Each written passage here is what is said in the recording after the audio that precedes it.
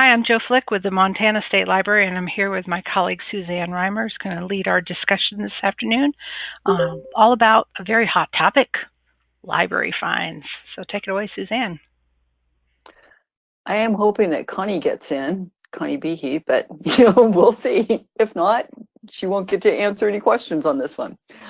Anyway, hi, I'm Suzanne Reimer. I'm with the Montana State Library. I'm a statewide consulting librarian, and this is a discussion that we decided we wanted to have a little while ago to try to get, on some kind of topics that are, big topics in the library world.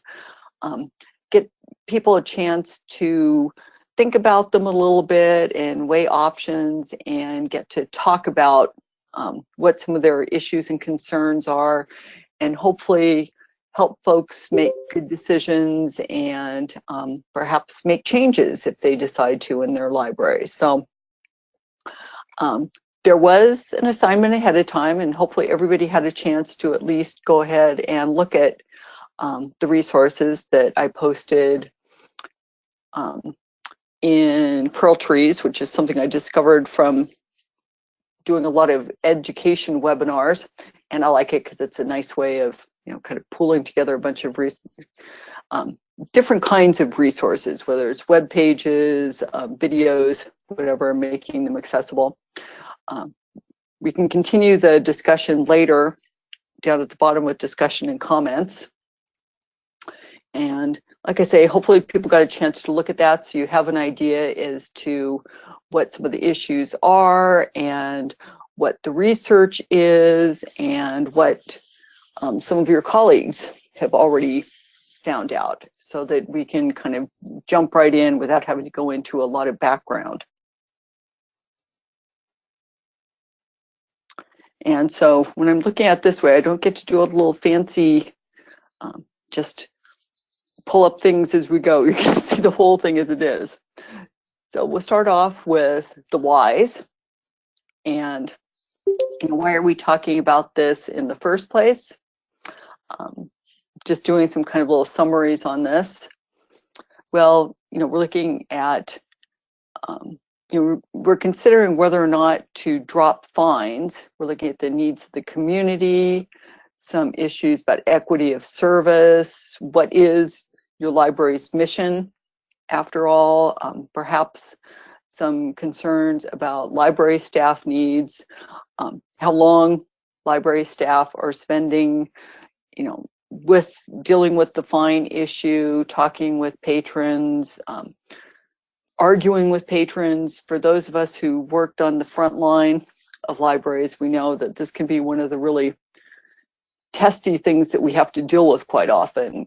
I remember when I was working in circulation, this is where it often got very heated when you had to tell people that they couldn't borrow books because, they had too many fines put out. And I worked in an academic library, and, one of the penalties that could happen at that point was if you had owed too much in library fines, you couldn't graduate. They'd withhold transcripts. And, you might imagine people get rather upset by that kind of thing. So, is this really where we want to be going as a library? Why don't we want to make these changes? Well, what comes up quite often are financial concerns, the amount of money that comes in on fines. It can be sizable in some areas. I've heard people discussing, in larger libraries, it's, I think Salt Lake City Public Library, when they were talking about it, it's like $145,000 a year. Of course, granted, they have a $23 million budget, so it's not a huge part of that, but that's considerable money. When I was talking with Susan Gregory in Bozeman, I think she said that it was about $25,000 out of their budget. So, we're talking some serious money for a lot of folks. And also, there tends to be this idea in there that somehow library fines are a part of our the library's role in teaching, enforcing responsibility in some way. If we don't if we don't fine people, then they won't bring the books back, and they won't learn that they need to be that they need to bring them back. They need to take care of them, and we're in this kind of parental role in some way. And I see Sarah saying that national average is about 1 to 1.5% of budgets, and I think that seems to be about what I've been seeing and hearing from folks too. Do any of you have anything else that you have as your own issues and concerns in this area?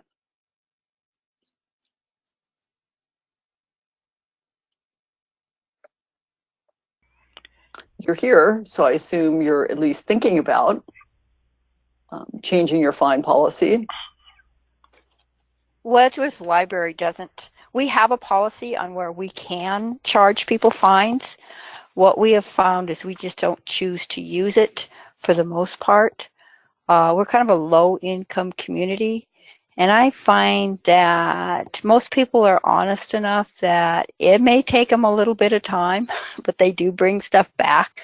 I've had people say they've changed libraries because of the fact that we don't charge the fines or we don't enforce the fines. And one of the things, we are a small library, and I understand that, but most of our patrons come from over 10 to 15 miles away. And so many of them live in the very outskirts. And so it's hard for a lot of these people to make their due dates. And a lot of times they call me up and renew them. But we've found that we're a much friendlier library as far as the patrons consider by not charging the fines. I have people that actually donate money because we don't charge them the fine. I realize, I don't have a clue what our fines would be because we haven't been collecting. But we've just found that our patrons think we're a much friendlier library, and they're more willing to bring stuff back and whatnot if they don't have to worry about a fine. And the things that I lose, I wouldn't make any difference if I were fining or not, because they wouldn't come back, period. Yeah, there's some that are just, I mean, there's always going to be some books that are just, they tend to walk off our shelves no matter what we do. And not I come think back. everybody has some idea. We have an academic librarian commenting in the chat box. William said, just getting the materials back so others can use them, especially equipment and reserves, and especially before we have to bill items as lost and go through that long process. So that's why so you do fine at your academic library, William. That's what I'm taking from your comment, as an incentive to keep students on track with materials. Yes, currently. Mm-hmm. Well, when you're looking at the studies, and the white paper from Colorado State Library was very helpful in that, in people actually looking at studies about returns of library materials, and the influence of having fines and not having fines. I think most of the research has proven that they're not as effective as we think they are. And when I was talking about equity of service, we find that it tends to hurt people in lower incomes more than others, because they're the ones who are least able to pay.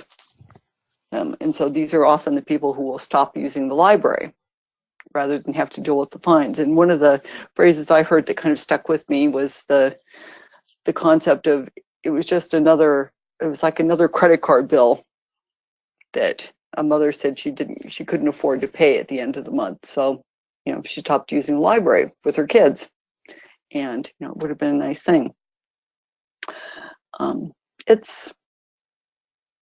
Anybody else have any comments? So this is Bobby from Rocky Mountain College in Billings, Montana. And Mm-hmm. we've actually decided that in the spring we're going to beta not doing fines because under our new ILS system, it's incredibly effective with sending out reminders and prompting people to bring stuff back that we're finding that we basically have no fines. I mean, at this point, people just bring it back. So why even have it there since they're already, we're not, like, it's never been a big part of our budget, but we're definitely seeing a massive decrease in fines as it is just because the system is so effective at reminding people that they have stuff. And Nice. even long overdue stuff that I thought I'd have to go to some dead faculty offices to get have come back. So we're just going to see, and like my reason for being here is to see if there's like something maybe I haven't thought about that could be a pitfall that maybe we could overcome before we go live without our fines in place. Okay. So we are looking for other people who have maybe gone fine-free. And if there's anybody out there in the group who has and would like to share some of their experiences and if they found any pitfalls. Well, this is Jonna up in Sheridan County, and really small library. And we went fine-free in March of 2017. And we're also very rural. We have people that live, a long way from the library. So far, I haven't seen any pitfalls. If anything, when people come in and they say, I think I've got a fine to pay, we tell them, well, we went fine-free. They're surprised and, oh, well, that's kind of great. So it has made interactions much more pleasant. In fact, with some of the reading that was assigned, thanks, Suzanne, I'm actually starting to consider rethinking about charging for the children's lost and damaged books. I went through and looked at, what I've weeded in the past few years, how much we really do lose to damaged and lost items. Just for fines in general, it was less than 1% of my budget. And I figured, why am I, for somebody who actually does bring back something, even if it's late, why am I penalizing them for bringing it back and then charging them for it? And I thought, well, that's kind of dumb. I mean, if they bring it back, they bring it back. Yay. I'd rather have it than going through the effort of charging them 20 cents or whatever. So I'm actually thinking about going a little further with it and taking care of the damaged and lost items for the kids' stuff. Thanks, Jonna. Anybody else have any experiences to share?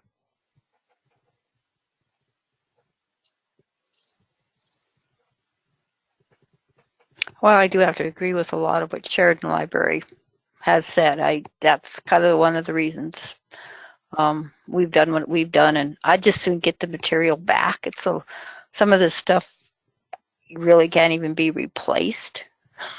So I just soon have the book back than get 50 cents worth of fines. And I think one of the things that they found in some of the studies is that people who can afford the fines don't really pay any attention. And I have to admit, I'm kind of guilty of this at times, that I have a book out and I notice somebody has a hold on it. And so it should come back, because my public library fines. And, somebody has a hold on it, so I should bring it back. But it's like, well, I'll just keep it until I'm done reading it because it's cheaper than buying it. And so it's not, and I'm planning on sending it back eventually, but the only thing that the fine does is it makes me feel really kind of stupid and small when I have to go in to the library like, I've been a bad girl, here, I owe you money, and they tally it up, it's 25 cents a day, and it's like, okay, you owe $2, and I hand over the money, and granted, there's ways, they have it set up so that I could pay by credit card and such and not have to confront the circulation staff, but still, it's one of those kind of unnecessary, awkward moments that's perpetuated. And I think that's kind of why my patrons, they realize that they're not going to have that awkwardness. Actually, what I tell everybody when they first take out a card, their fines are $85 per day per item, and it's 85% interest. And it kind of gets everybody's attention because some of them actually believe me. And then I say, oh no, that's just, you know, Just funny. It's become a running joke in the community. And so something happens, I say, oh, is that $85 a day charge? Yep, that's it. But it's kind of nice to have people, they'll donate money instead of paying the fine. I mean, and I say that. I says, well, you know, you don't really have a fine, but if you'd like to donate some money, that's fine, because this is what we need in the library. So sometimes it opens up a conversation with the people in the community as to the needs of the library, because I'm able to say, well, you know, we're not going to do the fine, but if you'd like to donate, because this is what we need. I've heard that too, that when they put out kind of tip jars or donation jars, sometimes that some of the librarians have reported that they get more money that way than they did in fines of just, you know, donations. I see a couple comments in chat. One was a question about food for fines. And Denise says that they do food for fines for pantry partners. And she wanted to know if anyone got rid of fines that did that.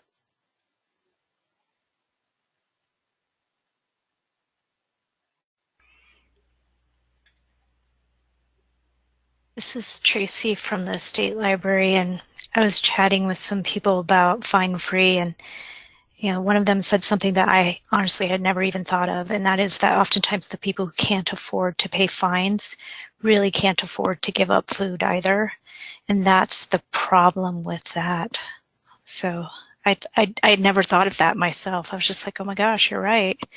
Those are often the same folks, and that's what makes that a little problematic, I think. Yeah, it's a nice idea, but that can be a problem. Michelle asked in the chat box, like, for those who don't do fines, how long do we wait before we start charging the people? I have a tendency, I'll start calling people, and sometimes I can get kind of callish, and then I start sending letters, and then if nothing else, usually if I'm going to get the book back, when I send them a certified letter that they have to sign for, they realize they have to bring the book back. If they haven't brought the book back by then, I know I'm not going to get the book back. There's quite a few comments. Let me just go through a few. This is Jo. I'm your facilitator today. And just a note about from Jody. She's here in Montana. She's a library director. She said she can't seem to convince her trustees to let the library go fine free. She's looking for some data, and glad to have those links that you provided, Suzanne, in the pre-conference session. So Jody, if you didn't get to those, shoot me a quick email and I'll send you the link to that information. She says she spends a lot of time trying to manage reports and notices with poor results. So, and even with food for fines, that the response is poor. And then, let's see. Oh, and Meg suggests that the Salt Lake City has some materials on this that are worth sharing with your trustees as well. Thanks for that, Meg. And then Mary Jo from Bozeman says they're considering going fine-free in the near future. We have had the discussion with our board and are waiting final approval. They have found that they already waive a lot of fines and have they have read-away fines. You know, that's something you also, I've seen libraries who do that with kids. So kids have to read a certain amount to pay back their fine. That's an interesting idea. There go the this is, yeah, that, if those of you who know Suzanne know that she has some vocal furry friends in her house, so sometimes you can hear them in the background.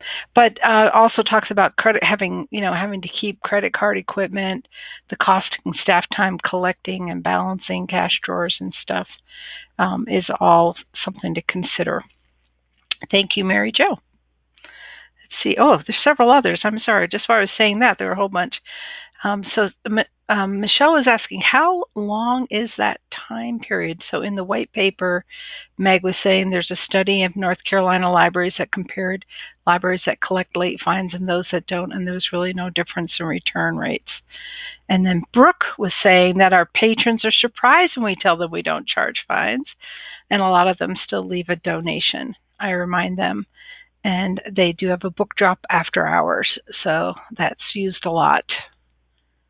And then she says, and I like this very much, when we reach out with compassion and understanding, we have a much better return. And then she says once they are overdue for 3 months, then they call them once a month for 3 months, and if it still hasn't returned, they send them a bill. So and her amount is just a handful of bills a year. Michelle also pointed out that her biggest overdues are DVDs. So that's an interesting question, Suzanne. Do people handle DVDs different than books? Not that I've heard of. I think it's the difference I've heard, and I'll move to the next slide on this. I just wanted to point out the bit about gathering data, and that I think that will help with trustees, that will help with whatever your public is.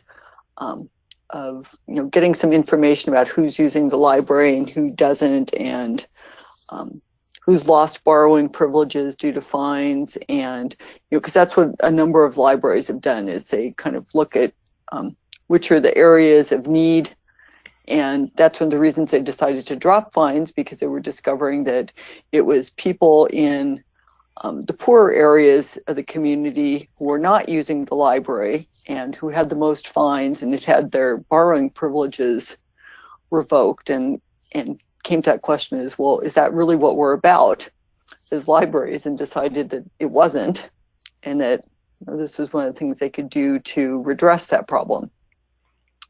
So just before you go to that next slide, just a couple of other things in the chat box. One on that following conversation on the DVD, that Brooke was pointing out that they just limit the number of DVDs you can check out at one time. So that's an incentive for people to return them, because they can't get any more until they get them returned. And then Jennifer out in Plains, Montana, asked about whether libraries offer a fine-free week or a fine-free month. That might be one way to sort of dip your toe into fine-freeness. Okay. So amnesty days is another way to, Sarah was saying, that's another way to call, maybe an amnesty day once or twice a month. But then that requires people to be able to bring in the materials on that particular day, which, and I mean, you guys know what works for you and what doesn't. And maybe they'll wait until that date to return stuff too. Yeah, that can be too. It's like, okay, let's see. I've got, I know I'm going to have a fine on this, so we'll just hold it out a little bit longer. For another month until I get to the amnesty time. Yeah. Yep. Especially if you're predictable. Jana pointed out that the video had an interesting comment on amnesty days. She says she can't remember exactly, but it had to do with being able to get to the library. That's just the point you're pointing out, that, it may be that particular patron is not returning it because they can't. Mm-hmm.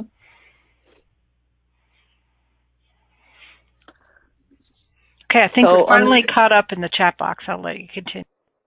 So on the next slide, I just brought up some of the things that we've already kind of addressed a little bit. If this is something you're interested in, you need to think about who it is you really need to convince. Whether it's your board, sometimes it's staff who are firmly entrenched in this is the way we've done it and we've always done it. Could be your funding body, whether it's, if you're a public library, your city or your county. Sometimes it's the public who doesn't like this idea.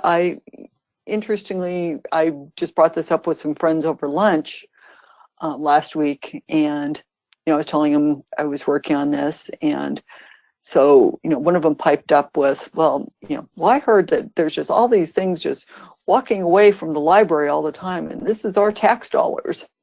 So sometimes the public gets kind of up in arms about this sort of thing too, and so there needs to be kind of a public awareness campaign. If you're in a school administrators. And so kind of going back a little bit to the previous slide, what are their concerns about this? How are you going to address their concerns? And as we've already come up, with you guys offering options, and I think this was brought up in some of the other, some of the resources I pointed you to, there are a number of different ways to approach this. I mean, it doesn't have to be an all or nothing. One of the things is to go like totally fine free. You're not going to charge people for anything. Another option is to go fine free for certain parts of your population. Children are often one of the target groups because, well, we want kids to read, and a lot of times they're the ones who are, taking out, lots of books, and they get lost sometimes, or, if they're taking out lots of books and they can't get into the library easily. And I think Billings, where I live too, is a good example of that. We're a city of 100,000, and we have one library and one kind of branch, but it serves the county, which if you know Western counties, is fairly large, and kids and teens quite often don't have transportation, so they check out these books and they may not even be able to get them back if unless they can get their parents to drive them back to the airport to the library. I'm thinking airport, let's go. But it's not under their control, and so they'll make exceptions for children, teens. Same thing for seniors. It may be difficult for seniors to get into the library, or that can just be a way to start and see how it goes with these limited groups, and then expand it from there, particularly if there's some resistance in there. Another common thing is that, they won't charge overdue fines, but they will charge for replacements. So if it never comes back, then, the people are billed for, whatever the cost is. And I know, for DVDs, sometimes DVDs just, it's not just they're overdue, they tend to, they're one of those things that tends to walk away at times and show up. And so, I imagine it would be possible to have different kinds of materials that you're putting in that. And for those of you who are in a consortium, which I know, many of you Montana people are, I think you also have to consider, how this sort of thing is going to work within the consortium. So, especially if you're going to try to fine tune things like, we want to fine just for this type of material and not for that. So, there are some kind of practical things to consider in that way. Any other comments on this area? And Rolane just pointed out, kind of a continuation in the chat box, and I'm reading, I like to read all these. I know those who are attending live can read them yourselves, but unfortunately the people who are watching the recording cannot see the chat box. So that's why I like to try to read through them so they get the benefit of all of this knowledge. So Rolane's comment was the monies that might be collected for fines don't actually increase the budget. They only reduce the taxpayer responsibility to the library. So that's one way to look at it, right? And as you pointed out, or I think it was Sarah Creech pointed out that earlier, that it is a very small percentage of library revenues, and several other people have pointed out that donations come in when you don't request a fine. So maybe by taking a fine, you might be maybe someone feels like they don't need to make a donation.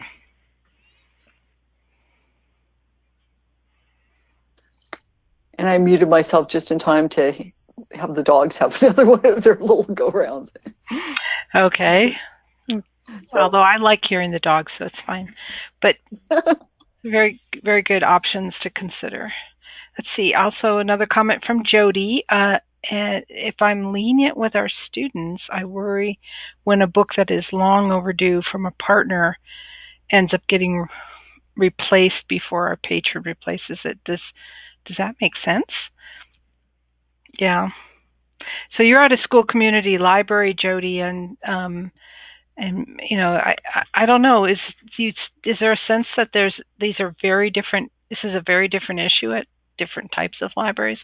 We heard earlier from an academic library that getting materials on reserve back and getting equipment back really feels like the fines help with that. Suzanne, it's John. Can you hear us in Lewis and Clark? Yes, we can. Now we can. Now we can. Great. Hey, you know, we are in discussions with the board right now, and I think we are having positive discussions.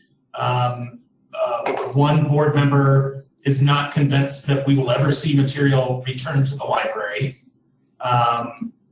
And there's also some discussion amongst board members about if it doesn't work, we can always go back to charging fines. And I'm just wondering if anybody has had experience with going fine-free and then realizing it was a bad idea for them and starting to charge fines again.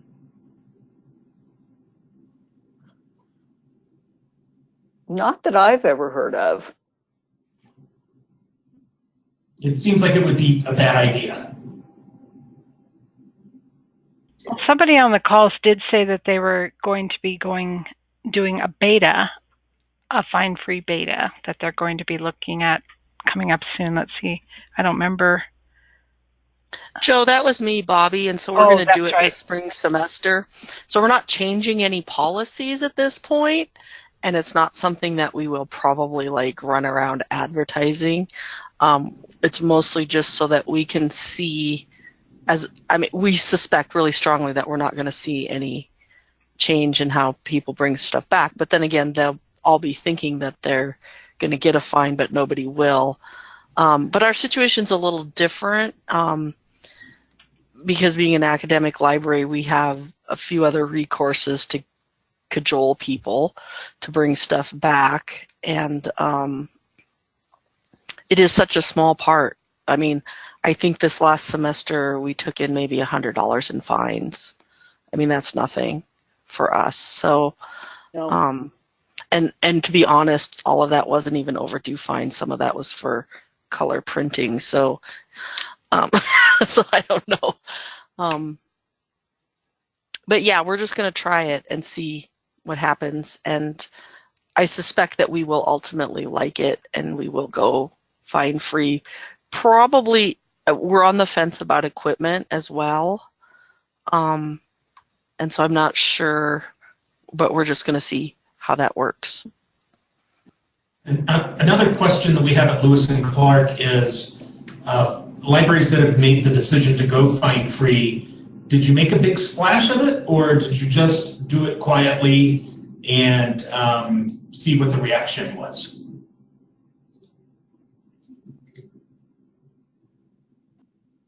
Hi there, this is Meg DePriest. Can you guys hear me? Yes. Okay, good. I just thought I'd pipe up here. Beth, Chris, and I at the College State Library have been collecting, and I'm gonna put the link in the chat box. But she and I have been collecting notifications of libraries that have gone fine-free, and we have started a Google Doc, and we have this huge list of libraries. And what I've done is anytime I see a news article, I put it in there as well. And so I'm going to put this up there. You guys can look and see kind of how different libraries did it. I know that in Minnesota, St. Paul, they did a huge splash. They had the mayor there. There are others that go really quietly. Some of them announce it, but most of them, I think, use local newspapers. You know, they release it, and they use it as kind of publicity. So I'll go ahead and give you guys this link. It's just a Google Doc accessible to anybody, and it's kind of fun to go through and look at all the communities across the United States and kind of how their media have covered it. So I just thought I'd pop that in there, and there is the link. Thank you. I'll grab that and add it to the resources too, so you can have it for later. Well, at least I think I will. And I just wanted to add to it, I just saw recently a newspaper article from Baltimore with a big splash about them going fine free, and the first library in the first major library in the East Coast, and and they were really playing it up. So I think most of them do tend to seem to regard it as an opportunity for publicity as well. And if you've got people who've been staying away from the library because of fear of fines or negative experiences like that, it's it could be an opportunity to get them back. And there was a question or comment from somebody about what was the experience from Imagine If libraries in Kalispell, and I invited Connie Behe, and she said she put it on her calendar, so I was kind of hoping she could be here, but I imagine something came up that distracted her from it, because I did want to have her share their experiences since they did it, and so hopefully we can hear from her at some point and add it to the collective conversation as well.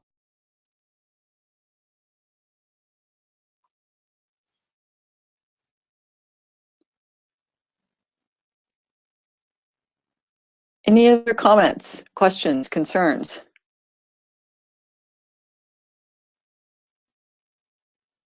Is anybody else planning on doing this? Or are you just kind of starting to think about it?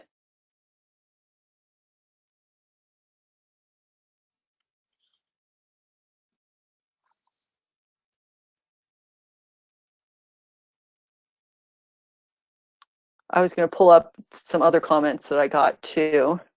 I added in here. Diane Van Gordon wrote to me because she wasn't sure she was going to be able to make it. So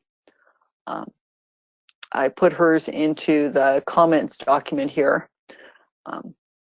And I'll read this for folks who might not be able to see it that well. She said she's at a high school in Baker, Montana. And she said, my first year at Baker High School Library, I collected fines at 5 cents a day. As instructed, I deposited the money in the office when I'd collected $10. At the end of the year, I went in to get the fine money to go buy books. To my surprise, I was told there wasn't any money for me. It all gone into the general fund to reduce property taxes. And at that time, oil taxes were totally funding our general fund. The 1981 to 82 school year was the last year I assessed overdue fines. It wasn't worth the hassle of manually calculating them and then collecting them if I couldn't use the little bit of money I collected to buy books for the library. I do continue to charge purchase price for lost and damaged books. Students must clear up lost, damaged fines at the end of the school year, or they cannot check out books the next school year. Seniors have to pay up to check out and graduate. I don't get that money either. It goes back into the general fund, but I think it's necessary to teach students to be responsible for items they use and to return them to the library in usable condition. I do accept replacement copies if students want to do that. In fact, it's what I prefer.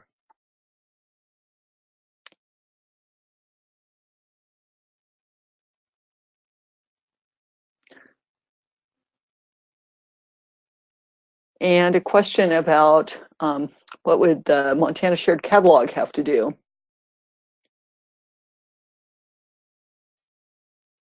To make a library fine free? That's a good question. Tracy, do you know anything about that?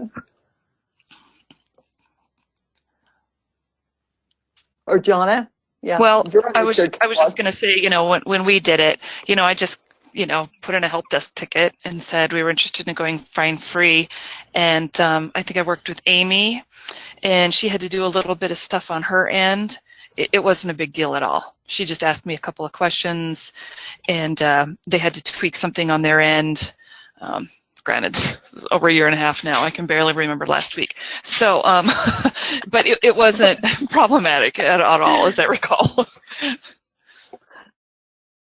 That's reassuring.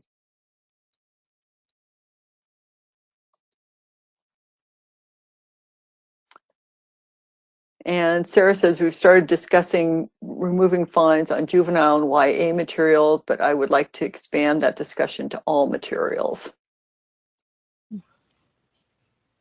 Yeah, and Michelle's right. Imagine if is on the shared catalog, so they managed to do it. So it's apparently quite doable.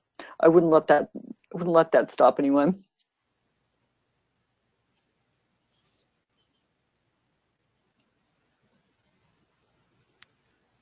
Any other questions, comments, concerns, experiences?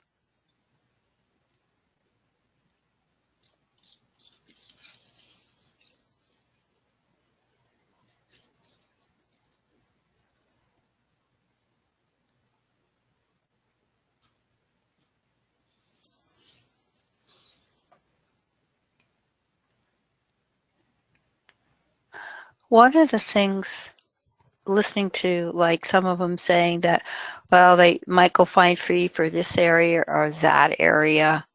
What would that have to do with, you know, libraries are supposed to be, how do I put this? You know, you can't discriminate against anybody. So could somebody have a case of saying, well, you're going fine free for children or seniors, now you're discriminating against me because I'm just a plain adult? It's just something to kind of throw in the mix. Mm-hmm. Mm-hmm. I know, I'd feel kind of put out by it. You know, it's like, well, why not me? But I think that's more just for managing to sell that to, you know, various groups as kind of a start. Sarah Houghton had an interesting story to share when she was talking about San Rafael going fine free, and so she had to do it. In order to do it at all, I think she just went, I can't remember exactly what groups, but she went with children, I think children, teens. And as she was trying to go for adults, and she took it before the city council, one of the city council members was kind of arguing with her about it, saying, well, you know, my wife doesn't bring back library materials on time, so are you saying that she's a bad library patron?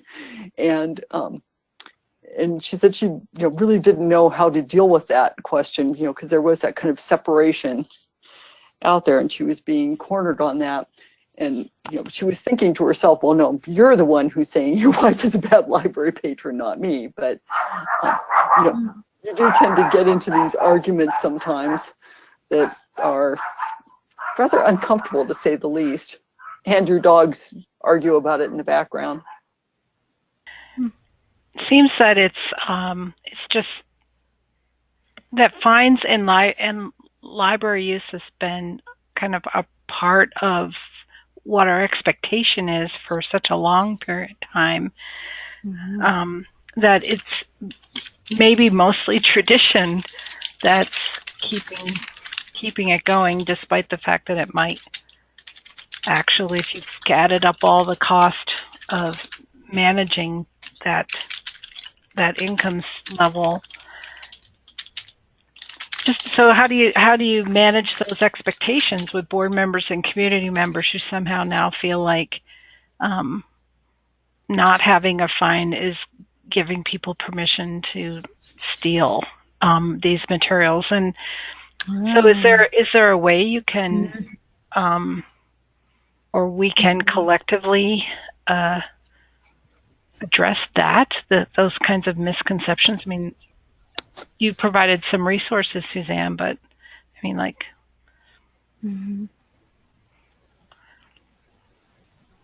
how do we address that?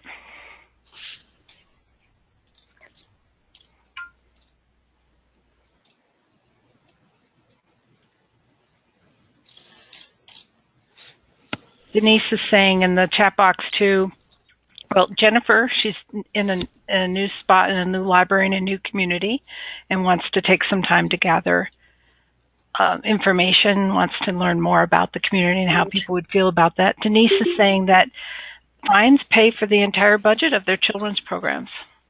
So she's just not sure how she would make up for that loss. That's a good point. Yeah. One of the things when you were talking about addressing like stealing, one of the things I've seen, if people are going to bring the book back, they're going to bring it back. It may be late, but they're going to bring it back. If they're going to like steal it, or if they have no intention of bringing it back, all the fines in the world isn't going to keep it. Amen.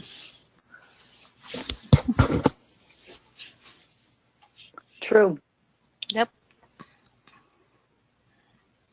And if you say it just like Nancy said it, it makes a lot of sense. Yeah, I think the budgetary concerns are very real for some folks, and there does become a question of how do you make up for that loss of revenue if it's something that's important to your library? Can you do it through friends, foundation, donations, and other way? And I think that's that's basically how most of the libraries have had to cover it, is through other kinds of revenues. But it becomes a question as to whether the revenue is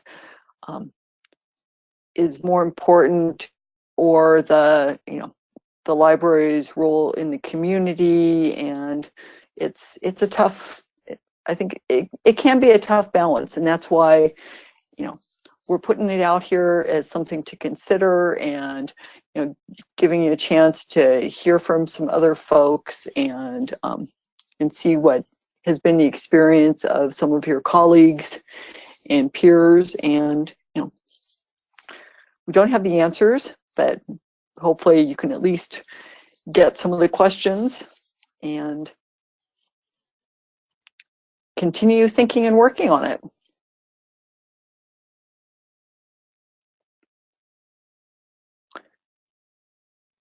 And I see another comment from Mary Jo saying, if we go fine free, we'll continue to work with unique management to recover long overdue items.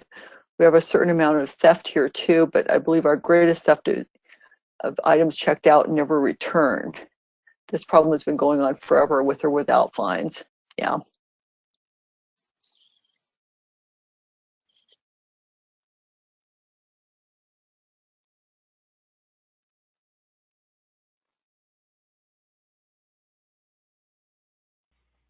That's a good discussion. I want to thank everybody for participating, and keep us posted on your thoughts about this. And there it is, opportunity to continue the conversation. Yeah, I did put up that little comment section up there. So if you have any additional comments that you felt shy about sharing and you want to put them up there, feel free. And why don't you go ahead and if you could stick that URL into the chat box, because unfortunately in GoToMeeting it's not clickable. Okay. And then I'll make sure that gets put, for those of you who are watching the recording, on that we'll get that link to all the materials that Suzanne pulled together, and that opportunity to continue the conversation will be in the description of the video. So just go to that description page and you'll find that link.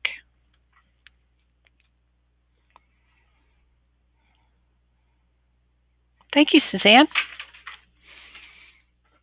Thank you, Joe. And thank you, participants. And then Tuesday afternoon before snowstorms, good conversation to have.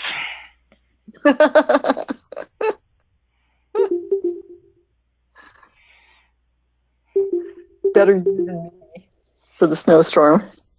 Yeah, I think it's going to stay out here in the Northwest. Maybe that's why Connie had to take off. They're already getting hit over there. Could be. On the west side. Yeah, it hasn't quite gotten here. I can see it coming over the mountains, actually. It's interesting. There's a huge cloud there.